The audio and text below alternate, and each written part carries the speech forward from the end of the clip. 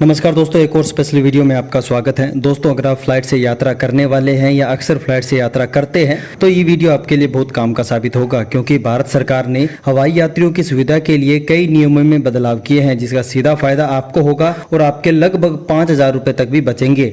इस वीडियो में आगे आपको इस नए नियमों के बारे में डिटेल से बताऊंगा। दोस्तों, अगर ये वीडियो आप पूरा देखते हैं तो आपको अपनी अगली हवाई यात्रा में लगभग 5,000 रुपए तक का फायदा होगा।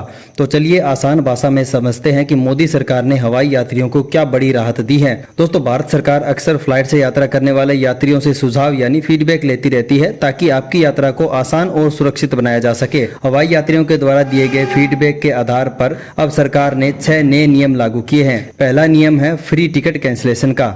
दोस्तों, अगर आपने टिकट बुक किया है और आपका प्लान बदल गया है तो घबराइए मत।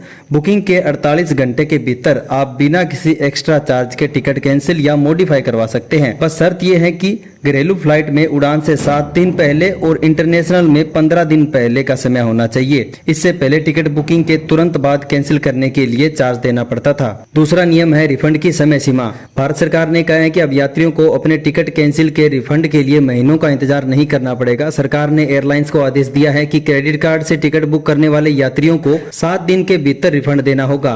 कैश बुकिंग करने वाले यात्रियों को एयरलाइन तुरंत रिफंड देगी। वहीं जिसने एजेंट या पोर्टल बुकिंग की होगी उसको 14 दिन के अंदर रिफंड का पैसा वापस मिलेगा। और याद रखिए कि अगर आप टिकट एजेंट से बुक करते हैं तब भी आपके रिफंड की अंतिम जिम्मेदारी एयरलाइंस की ही होगी।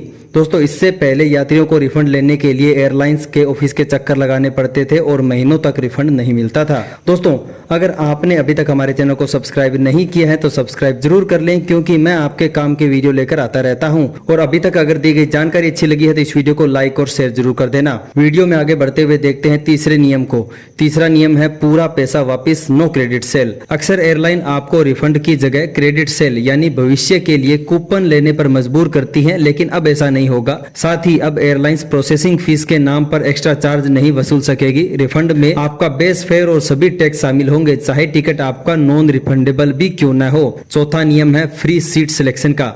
दोस्तों, आज से पहले टिकट बुकिंग करने के बाद सीट के लिए आपको अलग से पैसे देने होते थे, लेकिन अब अगर आप अपने परिवार या दोस्तों के साथ एक ही पीएनआर पर सफर कर रहे हैं तो एयरलाइन को सुनिश्चित करना होगा कि आपको अगल बगल की सीट मिले, यानी एक साथ सीट मिले। और सबसे अच्छी बात यह है कि अब सीट चुनने के नाम पर आपसे होने वाली वसूली भी बंद हो जाएगी। हर फ्लाइट में कम से कम 60% सीटें फ्री होगी। दोस्तों, पांचवा नियम है मेडिकल इमरजेंसी और नाम में सुधार। दोस्तों, कई बार फ्लाइट टिकट बुक करते समय नाम लिखने में गलती हो जाती है, जिसको पुराने नियमों के अनुसार फिर से सुधारा नहीं जा सकता था और नया टिकट बुक करना पड़ता था, लेकिन अब सरकार ने ये नियम भी बदल दिया है। दोस्तों, अब अगर टिकट के नाम की स्पेलिंग गलत हो गई है तो 24 घंटे के भीतर आप इसे मुफ्त में बदलवा सकते हैं।